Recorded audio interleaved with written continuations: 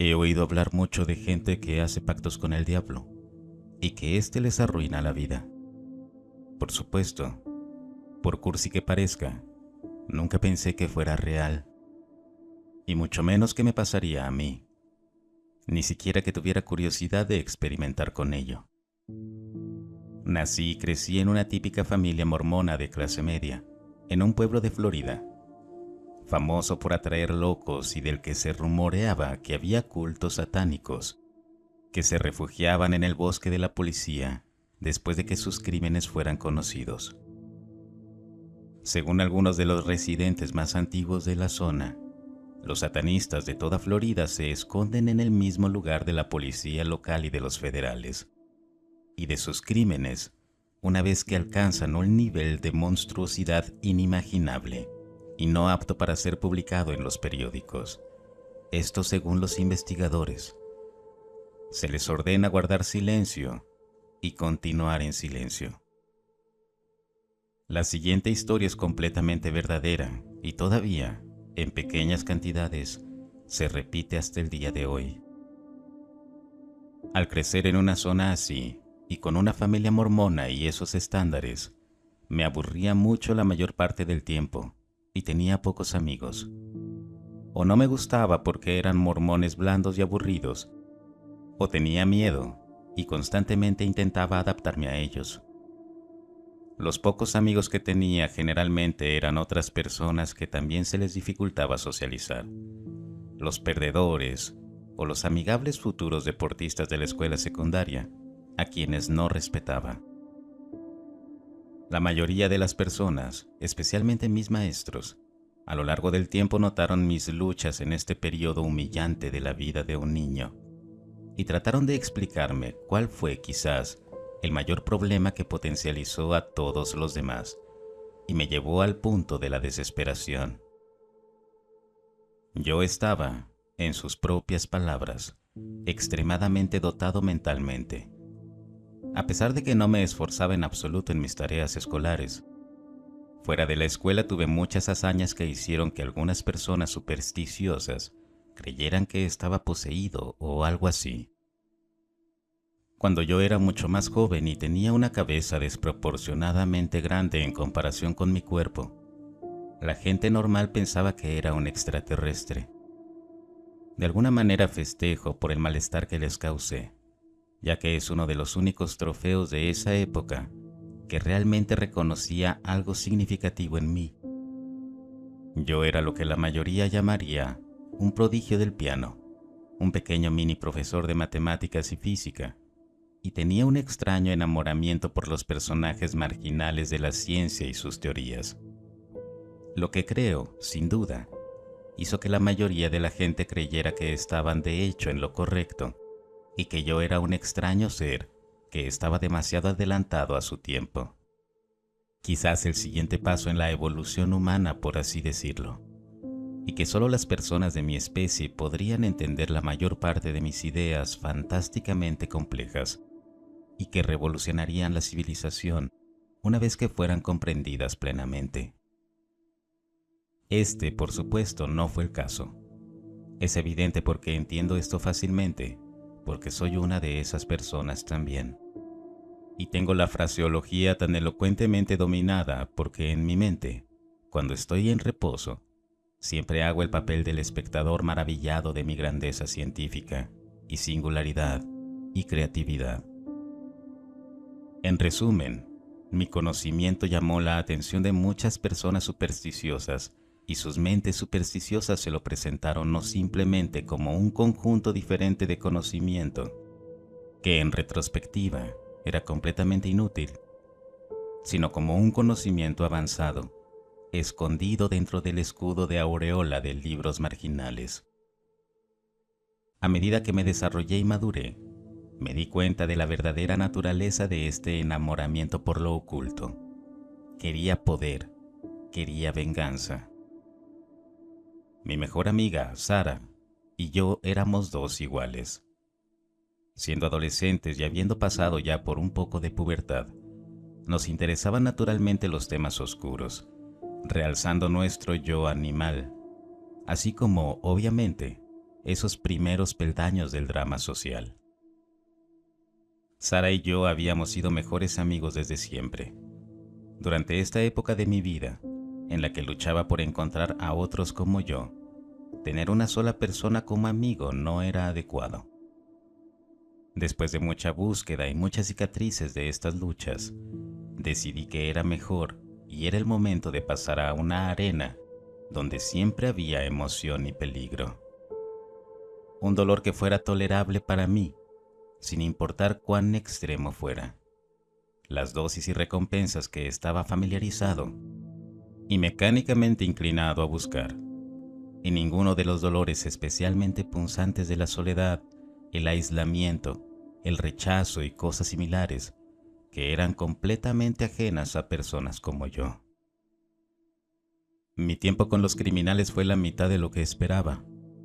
A los 13 años, asumes el papel de hombrecito, el tipo pequeño que inicialmente piensas que es inferior al resto de la pandilla, pero que con la experiencia aprendes a no subestimarlo por miedo a su personalidad, lo que me permitió ritos de iniciación en este entorno. Sara, disgustada por algunos de los finales más irreflexivos de estos mezquinos crímenes, de forma completamente inesperada, anunció la renuncia a nuestra amistad. Al estar expuesto y no preparado para los dolores extraños de los que me había escondido, me sentí desconsolado. Todos mis miedos infantiles resurgieron. Como ella esperaba, dejé la pandilla, sorprendentemente de manera sencilla, y volví con ella con esas buenas noticias. Ella no estaba impresionada y solo mostró la debida cortesía. Luego se fue. Desde entonces nunca más volví a saber de ella. Esa fue la experiencia más dolorosa de mi vida, o eso parecía en ese momento. Tenía problemas para dormir. No podía concentrarme en clase. Tropezaba mientras caminaba. Accidentalmente era grosero con personas bien intencionadas y cosas por el estilo. Durante un paseo por el bosque, una vez fui al área más remota donde estaba tan silencioso y desprovisto de vida que podía escuchar a una milla de distancia la pesada respiración y los pasos rápidos de una persona haciendo ejercicio. Fue ahí que me arrodillé y lloré. Odiaba todo, mi religión que me impedía ajustarme a las normas sociales que me impedían hacer amistad con personas dentro de mi iglesia, mi mente por hacerme ver los vicios de la gente y ser incapaz de aceptarlos. La gente que me rodeaba que no podía adaptarse a los esfuerzos superiores de mi mente. Sara, por dejarme solo e indefenso. Yo por obligarla a hacerlo. Todo fue razonado como malo. Siempre me habían encantado los cómics de Batman porque mostraban un emocionante curso de vida protagonizado por personajes neuróticos con altos intelectos y habilidades como yo. Y siempre pensé que podía soportar el aislamiento, soportar la soledad mientras supiera que había otros por ahí, igual que yo, y que podía luchar irracionalmente tal como lo hicieron estas personas, o encontrar un grupo de personas con ideas afines y otro grupo para que pudiéramos ir a un mundo controlable, oscuro, pero entretenido y ablandador. Pero eso nunca se haría realidad. No hay nadie como yo. Estoy condenado para siempre estar solo. Todo es estúpido. El meme de estar solo para siempre ya no era una broma para mí. Era una forma en la que la gente podía reírse y se burlaban de mis intenciones suicidas. Pero no fui yo, ¿verdad? No, fueron las fuerzas del mal que controlaban el mundo. No Satanás, estúpidos. Corporativos, banqueros fraudulentos, señores del crimen, políticos corruptos, criminales, gente perezosa y esas cosas. Yo era normal. Lo vi al reflexionar sobre esto. A todos los demás simplemente se les impide revelar su genio interior y sus indulgencias primitivas avanzadas. En unos años, el mundo cambiará y todos serán detenidos. Pero este dolor era demasiado grande para soportarlo. Debo eliminarlo ahora. Haría cualquier cosa, pensé, cualquier cosa para destruir este mal y no permitir que nadie más pase por este sufrimiento, aparentemente eterno. Pero por supuesto, eso fue solo una ilusión. De todos modos, nadie me amaría jamás. Esta es solo otra excusa para pensar que la gente posiblemente me amaría. No soy más que un criminal y perdí a mi mejor amiga por eso. También puedo soportar este estilo de vida. Se escuchó un leve sonido detrás de mí, un golpe silencioso, luego un cauteloso susurro de las hojas. Pensé que solo era una ardilla que dejó caer una bellota o algo así y me asustó. Luego pensé en levantarme o dormir por aquí por la noche. Estás tan desesperado por luchar contra el mal que sacrificarías toda tu vida o todo tu ser para salvar a todos los demás de sus pecados, tal como lo hizo Jesús, y morir en la cruz. Una voz baja y autoritaria se escuchó detrás de mí. Era como británico, sureño o tal vez francés. Salté un poco al oírlo y me di la vuelta. Un hombre de fácilmente 7 pies de altura, tal vez un par de pulgadas menos, estaba parado detrás de mí. Tenía una especie de bastón detrás de la espalda y pude verlo apoyado contra su cuello. Parecía una versión larga de la varita de un mago.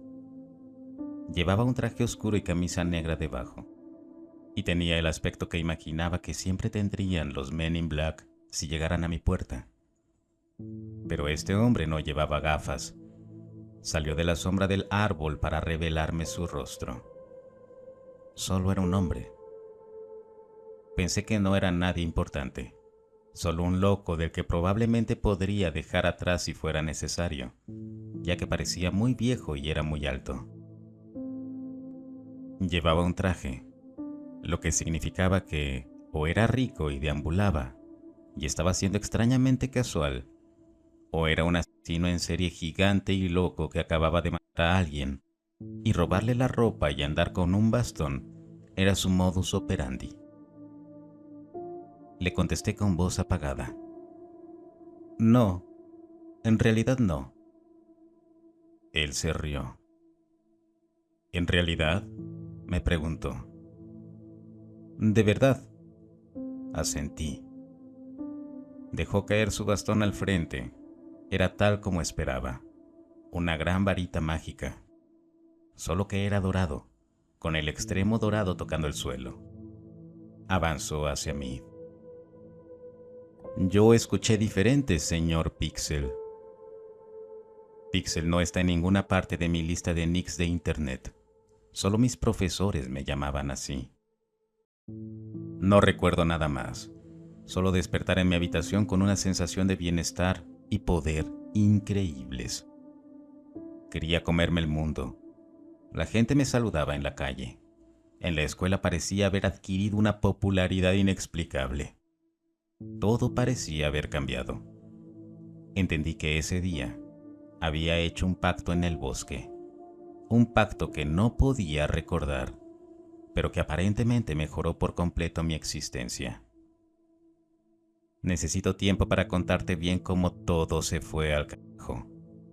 Cómo también Sara regresó. Pero en este momento alguien me vigila. Debo irme rápido. Solo quiero decirte que nunca hagas un pacto con el diablo.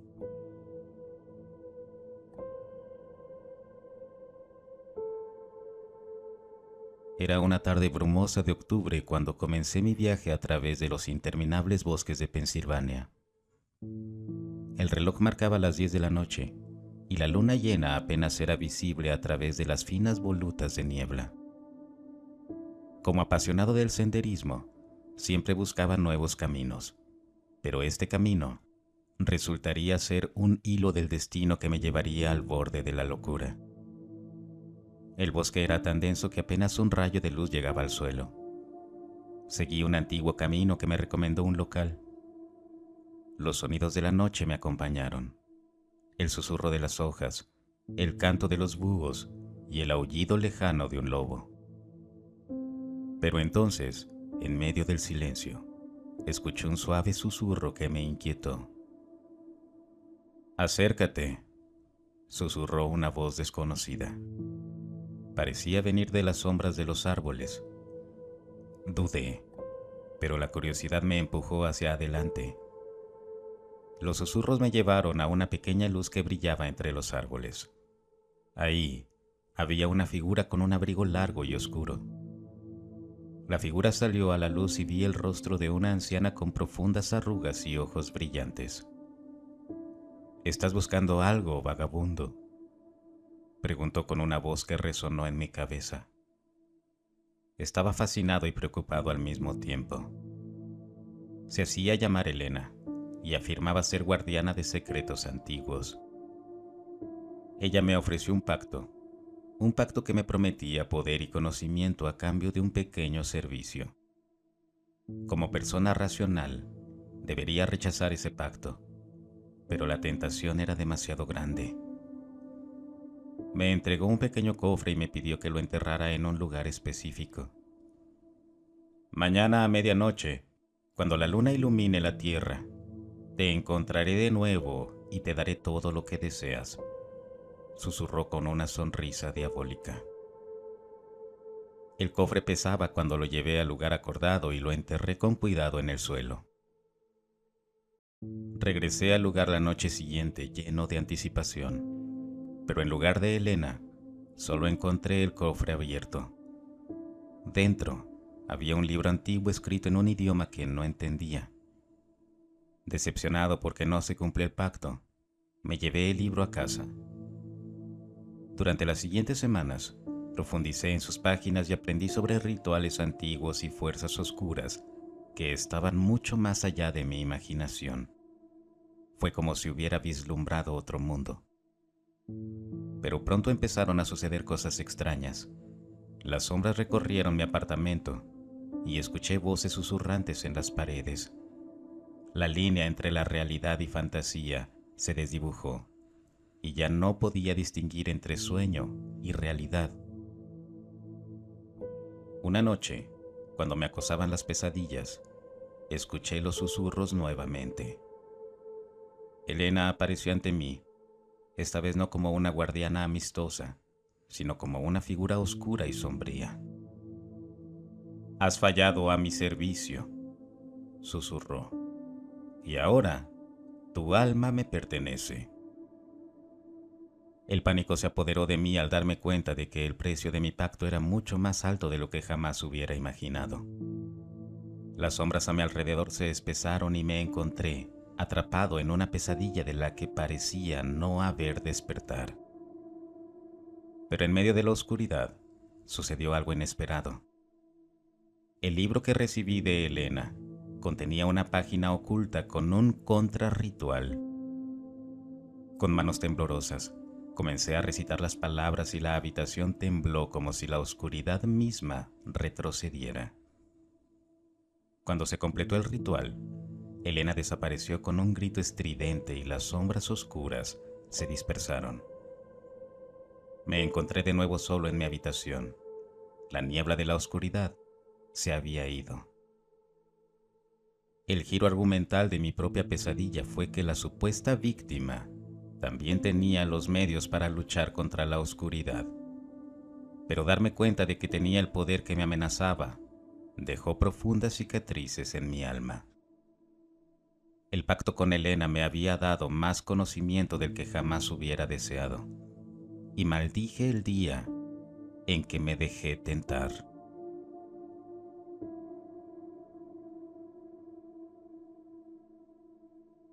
Fui criado en Texas. Para mí solo tuve una abuela. El resto de mis abuelos estaban todos muertos. Entonces nuestra familia la apreciaba tanto como podíamos. La llamábamos Annie.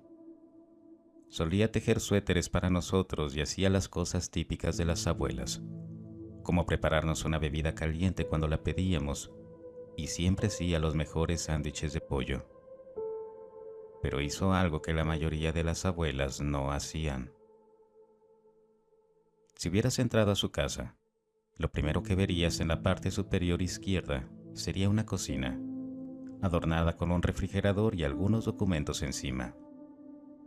Luego, irás a tu derecha y verás un sofá, y cerca de él habrá una chimenea. Pero si ignoras todas las otras habitaciones de abajo y subieras, e ignoraras también las dos únicas habitaciones que hay ahí, verías una puerta de madera. La puerta estaría cerrada con la misma cerradura de latón dorado, y nunca se permitiría entrar a nadie.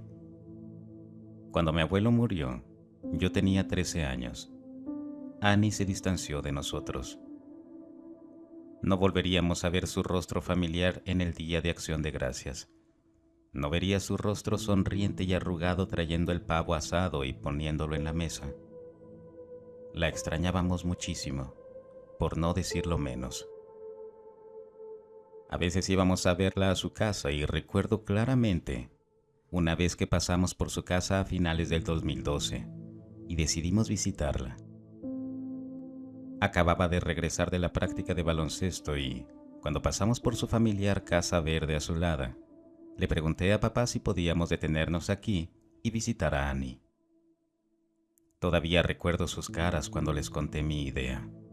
Sus rostros, que alguna vez estaban felices por el hecho de que había ganado el juego de hoy, cambiaron a una expresión mezclada con confusión y terror. Mamá y papá se miraron e inclinaron la cabeza con complicidad. «Está bien, campeón». Estacionamos nuestro auto y caminé hacia la puerta bastante rápido, mientras mamá y papá dudaban y caminaban un poco lento. Toqué el timbre. Ninguna respuesta. Toqué el timbre de nuevo. Ninguna respuesta. Llamé a la puerta con mis puños ansiosos. Ninguna respuesta. Cuando estaba a punto de tocar una vez más, la puerta se abrió de par en par y retrocedí en estado de shock. «¿Mamá?», llamó mi madre a través de la puerta. Y apareció Annie. Parecía espeluznante, por no decir otra cosa. Sus ojos, que eran de un verde cristalino, ahora se habían vuelto de un verde opaco. Su ropa, que era brillante y colorida, ahora era oscura y desagradable. Entramos y hablamos un rato con ella. Sorprendentemente, la mayor parte de la conversación la hice yo. «Adiós, abuela». Noté que sus ojos habían recuperado cierta claridad. Parecían casi llorosos, más bien esperanzados. «Debes irte», dijo Annie. «Sí, abuela. Pienso que deberíamos marcharnos ya». Y luego dijo un adiós inexpresivo y cerró la puerta en nuestras narices. Esa fue la penúltima vez que la vi. Por supuesto, le había guardado rencor personal por distanciarse de nosotros durante tanto tiempo, llegando incluso a perderse mi boda, y parecía que la mayoría de las personas de la familia de nuestra madre compartían las mismas opiniones que yo. La última vez que la vi fue cuando pasé por su casa para invitarla a mi boda. Ahora, sus ojos casi se habían vuelto completamente negros. Ella habló sin mucha expresión, lo que me tomó por sorpresa. «Entonces, abuela, ¿vendrás?» «Ya veremos». Parecía tan, odio decirlo, muerta. La casa apestaba ahora que lo pienso. La historia real comienza hace un mes, cuando la tía Melissa decidió hacerle una visita. Abrió la puerta de su casa y, según sus palabras, esa maldita casa apestaba a muerte. Se acercó a la cocina y en el suelo estaba Annie. Ella había estado muerta durante una semana entera. Los gusanos se arrastraban dentro de su nariz. Querido Dios, fue repugnante. El funeral fue el 3 de febrero de 2024.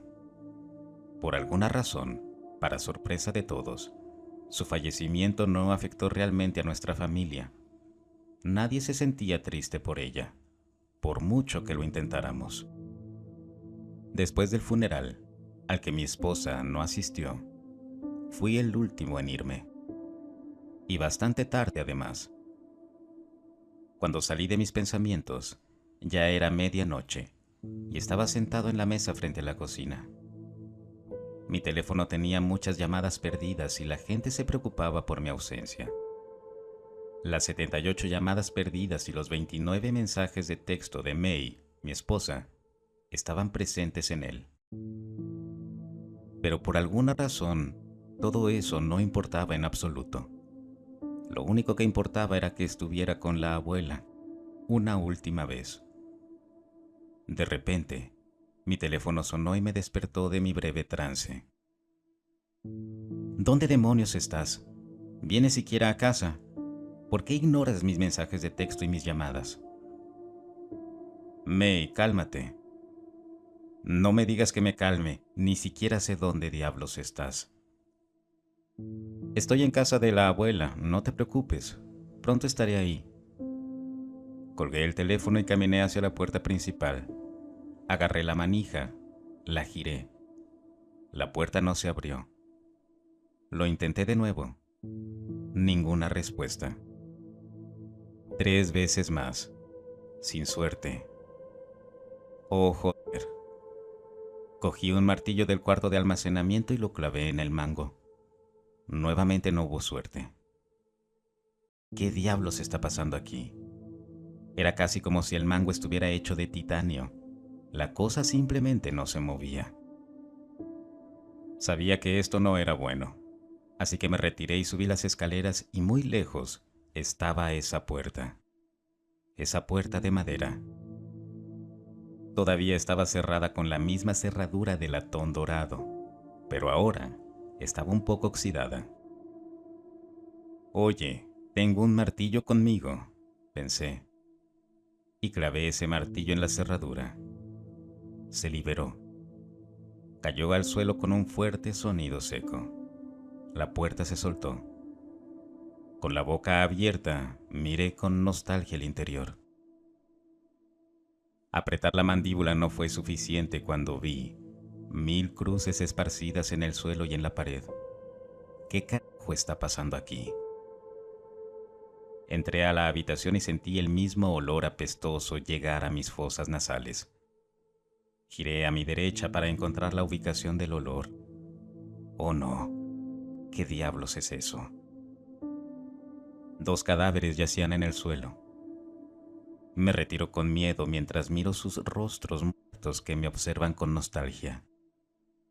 Uno tenía un lunar en la frente que se parecía al lunar que tenía mi abuelo. El otro tenía una marca de nacimiento en la mano izquierda, igual que la abuela. Ambos murieron hace años y meses. ¿Por qué no se están descomponiendo? Ah, debe ser uno de sus nietos. Me vuelvo para enfrentar algo. Al día de hoy, todavía no sé cómo era realmente. Solo podía comprender que eran 2 ojos brillantes mirándome. Y son los dientes. Dios mío, esos dientes. ¿Por qué? ¿Tú quién eres? Trato de decir mientras lucho por sacar las palabras de mi boca. Tus propios abuelos corrieron este destino, y me molesto en informarle que su madre fue la causa de la muerte de ambos. ¿Qué? Tu madre estaba en un estado muy peligroso en el vientre de tu abuela. Para salvarla, ambos hicieron un pacto conmigo. Ambos morirán una vez que vean a todos sus nietos. El costo, sus vidas se irán pudriendo poco a poco. Me levanto y salgo corriendo lo más rápido que puedo de esa miserable casa. Cuando llego al piso inferior, veo un encendedor. Sabía que necesitaba poner fin a esto de una vez por todas. Buscando desesperadamente una lata de queroseno, la encontré. La derramé por toda la casa y le prendí fuego. Corrí lo más rápido que pude. La puerta se abrió ahora. Salí corriendo, me subí a mi auto y me alejé a toda velocidad de esa casa. La razón por la que publico esto hasta hoy es porque nuestro bebé está teniendo complicaciones en el embarazo de mi esposa. Me estremezco al pensar que tal vez, solo tal vez, yo también podría salvarlo.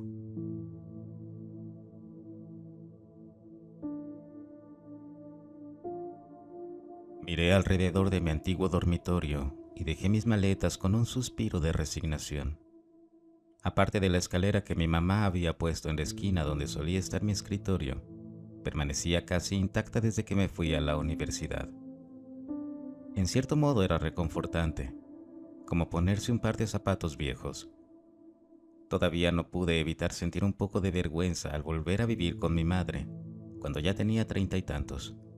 Incluso sabiendo que los tiempos son difíciles y que miles de personas están cohabitando con sus padres nuevamente después de estar solas, me duele perder esa sensación de independencia. Después de una semana vertiginosa, toda mi vida se derrumbó a mi alrededor. Hace exactamente 7 días, mi prometido se sentó y me dijo que habíamos terminado, que ya no estaba enamorado de mí y quería seguir adelante. Me dio una semana para hacer las maletas, planificar y salir.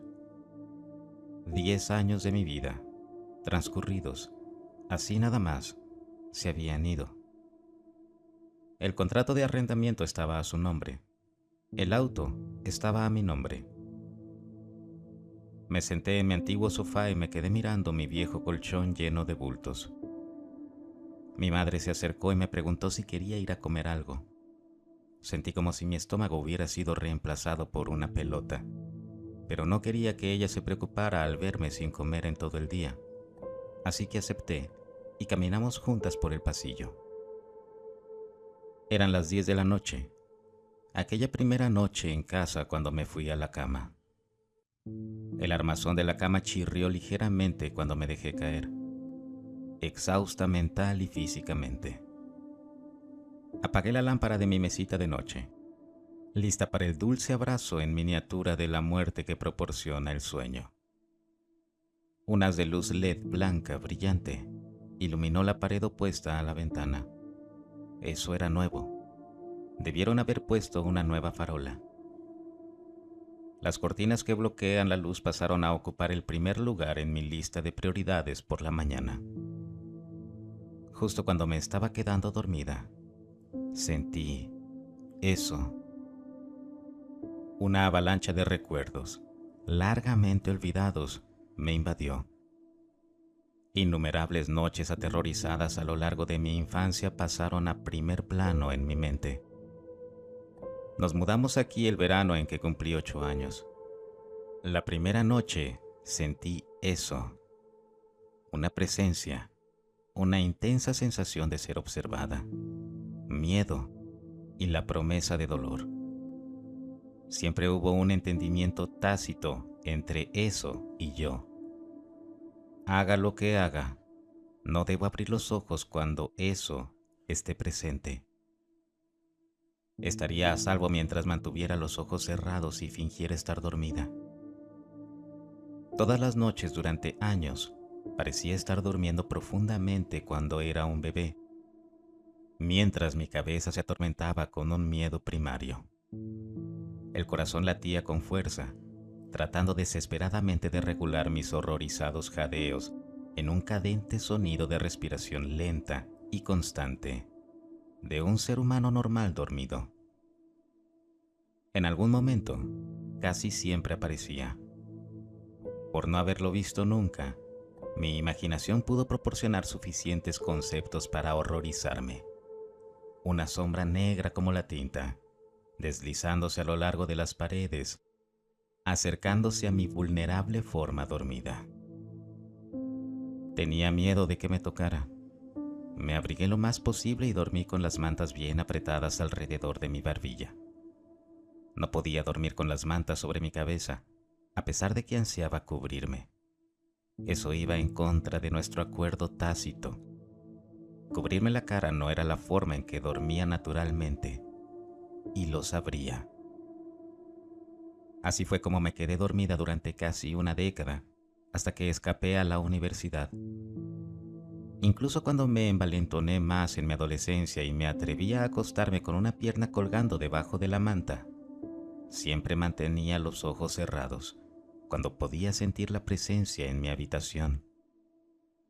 Avancé hacia mí ahora, sintiendo esta mierda espeluznante de nuevo, algo de lo que había logrado olvidarme por completo. Instintivamente, me coloqué las mantas lo más alto que pude alrededor de mi cabeza, mientras lucía natural, y fingí dormir. Me quedé así por un momento y luego comencé a sentirme tonta. Yo era una niña de 8 años cuando sentí eso por primera vez. Estaba en una habitación nueva, en una casa nueva. Estaba oscuro y yo era un gato asustadizo por naturaleza. Tuve pesadillas después de ver Home Alone. Soñaba que mis padres me olvidaban en casa y todas mis trampas explosivas fallaban. Y Joe me disparaba en el pecho. Por supuesto que mi imaginación había conjurado una especie de boogeyman. A la mierda esto, pensé.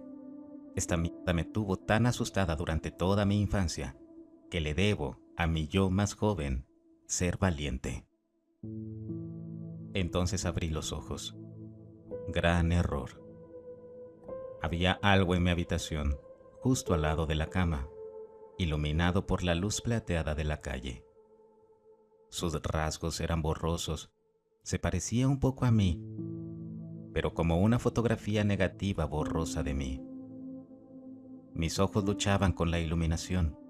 No podía distinguir si su piel era gris o azul. Antes de que pudiera procesar o incluso responder, se cernió sobre mí y sonrió, mostrándome una boca ancha, llena de dientes de obsidiana. Extendiendo la mano, tocó mi frente. De repente, estaba acostada boca arriba cuando antes estaba de lado. Intenté darme la vuelta y me di cuenta de que no podía moverme. Esa cosa todavía estaba de pie junto a mí, sonriendo con su horrible sonrisa color tinta. Estaba aterrorizada, pero de repente sentí una sensación de alivio invadirme. Dulce y misericordioso Jesús, estaba teniendo parálisis del sueño. Estaba bien y solo tenía que intentar volver a dormir. Cerré mis ojos. Entonces, sentí dedos fríos en mis labios y otro par de dedos apretando mis mejillas, hasta que mi boca se abrió. Esto parecía muy real para ser una parálisis del sueño. Intenté mantener la calma. Los dedos comenzaron a sondear mi boca. Solo respira. Es parálisis del sueño, pensaba. Los dedos se cerraron sobre uno de mis dientes, mi canino superior izquierdo. Sentí cómo se empezó a aplicar presión. Pánico genuino burbujeando a través de mí. Esto tiene que ser una parálisis del sueño. La presión aumentó. Me dolió mucho. Intenté gritar, pero lo único que salió fue un susurro. Mis brazos eran un peso muerto, incapaces de apartarlo. La presión siguió aumentando. El dolor rápidamente se convirtió en pura agonía, cuando escuché que las raíces de mis dientes comenzaban a moverse y a romperse en mi cabeza. Más presión, con un horrible crujido que resonó en mi cráneo. Me arrancaron el pobre diente de la boca. Luché por gritar, desesperada por gritar. Ese fue el peor dolor que jamás había sentido, y mi cuerpo insistía en que intentara verbalizarlo. El monstruo sonrió, bastante satisfecho consigo mismo, y metió mi diente en algún lugar de sus pertenencias. Podía saborear la sangre, pero mi lengua luchaba por moverse para investigar el nuevo agujero en su entorno. Observé, en una especie de estupor, cómo luego se metía la mano en la boca y rápidamente sacaba un diente negro de sus encías plateadas con un crujido quebradizo. Todavía sonriendo, se inclinó sobre mí, me abrió la boca con una mano e insertó el diente negro en la herida de la encía, en carne viva, que alguna vez había albergado un incisivo muy fino. Que me volviera a poner un diente era peor que me arrancaran uno. Se sentía como meter un dedo en espuma floral, pero en mis huesos, una sensación que podía sentir y oír. El dolor irradiaba en línea recta desde mis encías hasta mi cabeza, agudo y brillante. Mi vista se oscureció por los bordes y la horrible cara sonriente sobre mí se desenfocó. Me desmayé. Me desperté a la mañana siguiente e inmediatamente pensé en esa parálisis del sueño que había tenido la noche anterior. Debo haber tenido un diente infectado o haber tenido migraña en la mandíbula anoche mientras experimentaba parálisis del sueño. Había oído hablar de personas que tenían dolores de cabeza tan intensos que pensaban que estaban muriendo. Ya no sentía dolor, pero sentí una necesidad urgente de inspeccionar mi diente y corrí al baño. Sangre. El espejo me reveló sangre, de color marrón oxidado, seca y escamosa alrededor de mi boca. Mis intestinos se volvieron líquidos, una ráfaga fría desde mi diafragma hacia abajo. Mis pies me acercaron al espejo, a pesar del repentino entumecimiento en mis extremidades. Empecé a llorar incluso antes de abrir la boca. Sabía lo que me iba a encontrar, pero tenía que verlo. Con manos temblorosas, levanté el labio y vi ese grotesco diente negro, oscuro como el azabache. Aparte del color, se parecía a mi diente viejo. Se sintió normal en mi lengua. Tentativamente, me llevé una mano a la boca y lo toqué suavemente. Se sintió firme. Lo pellizqué entre el pulgar y el índice y lo moví tan agresivamente como un niño que se quita un diente de leche. Sólido, quizás incluso más sólido que el original. Me lavé los dientes y me lavé la sangre de la cara mientras me asustaba en silencio. Fui a trabajar con una mascarilla y reclamé un resfriado a mis compañeros de trabajo. Llamé a mi dentista en el momento en que abrió su consultorio para programar una cita de emergencia, bendiciendo en silencio a quien cancelara su tratamiento de la tarde, dejando un espacio en la agenda de mi dentista. En mi cabeza, el dentista me diría que una carie se había podrido por detrás. Había visto personas con dientes negros antes, pero no pensé que sucediera de la noche a la mañana. Estaba segura de que él sabría algo. En realidad, el Dr. Clipper no tenía idea de lo que le había pasado a mi diente. Tomó radiografías que parecían sanas y normales, sin apenas cambios en comparación con las tomadas el año pasado. Él empujó. No pudo encontrar nada estructuralmente malo en él. Le rogué que lo sacara. Prefiero que me falte un diente a tener esto. Accedió y le pidió al asistente dental que preparara las herramientas mientras buscaba casos similares. Su investigación no arrojó nada, y era tanto un misterio para él como para mí. Aunque el dentista no tenía la historia completa, había omitido la parte sobre un boogeyman de mi infancia, haciendo esto en la historia que le conté.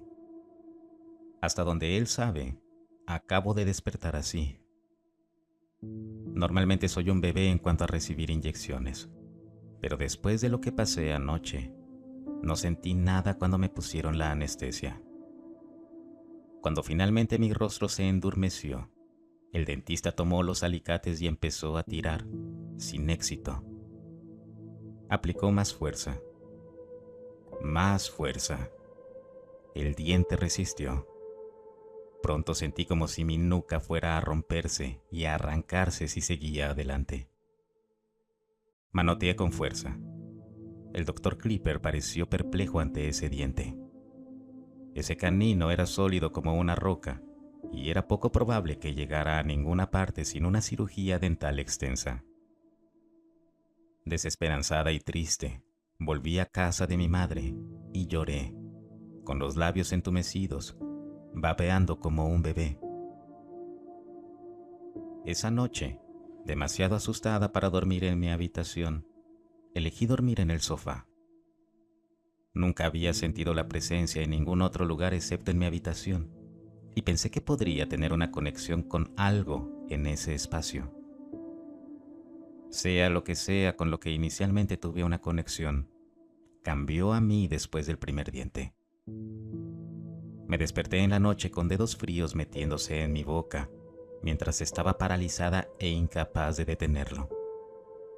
Las lágrimas corrían por los lados de mi cara mientras repetía el mismo ritual espantoso que había tenido la noche anterior, arrancando un diente con brutal eficiencia y reemplazándolo con un doble de obsidiana sacado de su horrible boca. Segundo molar, arriba, a la derecha. El dolor era una locura y me desmayé de nuevo. Esto se prolongó durante semanas. Tenía mucho miedo de dormir por la noche y ya no podía hacerlo durante el día. Intenté dormir en habitaciones de hotel y me encontró. Intenté acampar en lo profundo del bosque y perdí otro diente. Conduje durante un día seguido y dormí en una parada de camiones en Iowa y me desperté a la mañana siguiente sin otro diente original. Intenté programar un estudio del sueño, pero estuvieron reservados durante meses. Hice algunos cálculos y a este paso me quedaría sin dientes mucho antes de la cita. Las búsquedas en línea no arrojaron nada, ni siquiera un hilo antiguo con enlaces muertos. Le rogué a mi madre que me vigilara mientras dormía. Esa noche lo vi aparecer detrás de la silla en la que ella estaba leyendo.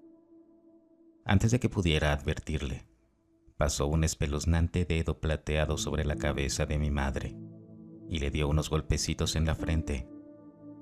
Su barbilla cayó sobre su pecho y el libro se deslizó hasta el suelo. Estaba a mi lado con una velocidad inhumana. Ella roncó suavemente mientras la cosa separaba otro diente de mis encías adoloridas. Mi vida realmente se estaba desmoronando y estaba luchando.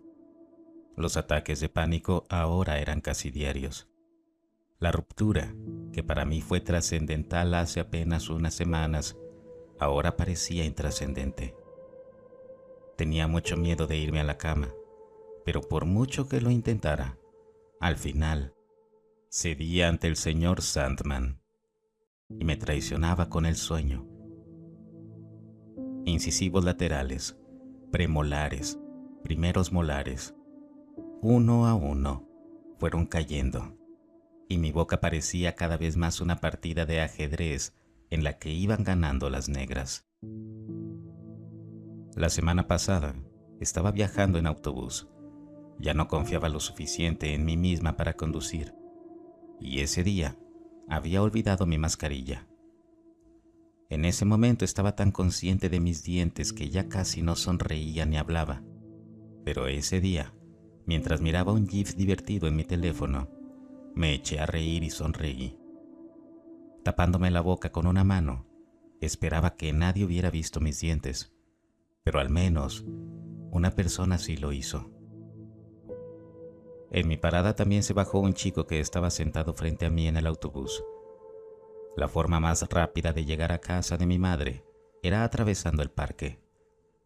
Era grande, un par de acres y tenía áreas boscosas.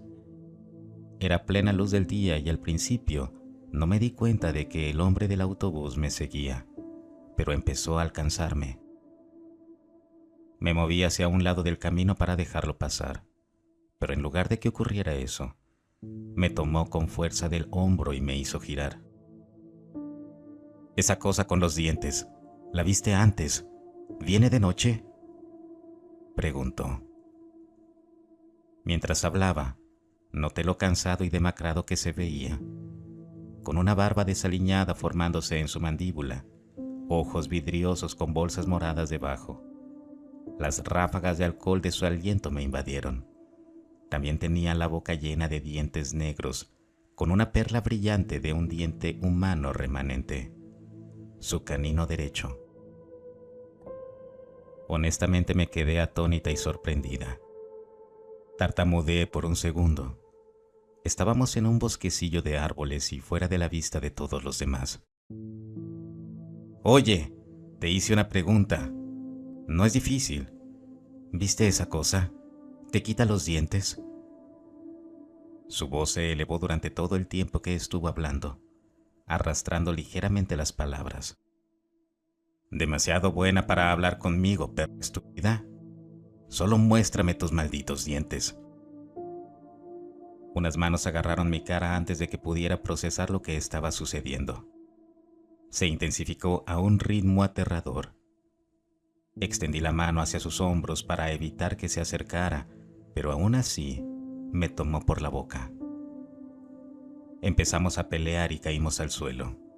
Estaba encima de mí. «¡Muéstrame tus dientes!», gritó mientras sus manos rascaban y sondeaban frenéticamente, tratando de abrir mis labios. Yo estaba golpeando mi cabeza de lado a lado, con los labios cerrados. «¡Muéstramelos! ¡Muéstrame tus dientes! ¡Muéstrame tus malditos dientes!». Agitando las manos entre la tierra y las hojas, encontré algo sólido con la mano izquierda, una piedra, y lo golpeé en la cara tan fuerte como pude. Se detuvo a mitad del grito y estaba visiblemente aturdido, cayendo al suelo. La sangre se acumuló alrededor de su boca y algo a unos centímetros de distancia llamó mi atención. Un canino blanco.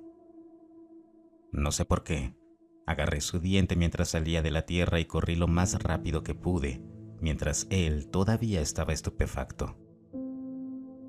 No dejé de correr hasta llegar a casa. Mis manos temblaban de adrenalina por el encuentro, cuando abrí la mano y vi el diente. ¿Qué me pasaba realmente? ¿Por qué le saqué el diente a ese loco? Eso sucedió hace más de una semana, y el monstruo seguía apareciendo casi todas las noches, jugando conmigo su metódico juego de intercambiar dientes. Ya me queda el último, el canino derecho. Tengo mucho miedo de cuál será el final del juego.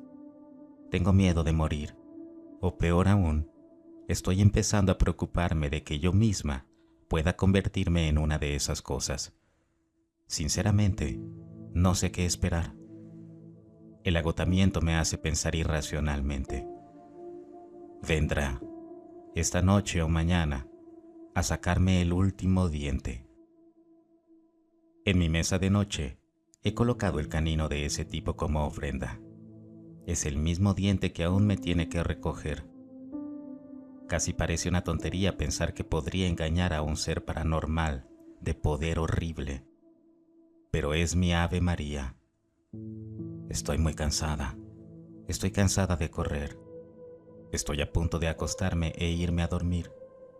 Ojalá pueda despertarme por la mañana, pero sinceramente, si no lo hago, estoy en paz.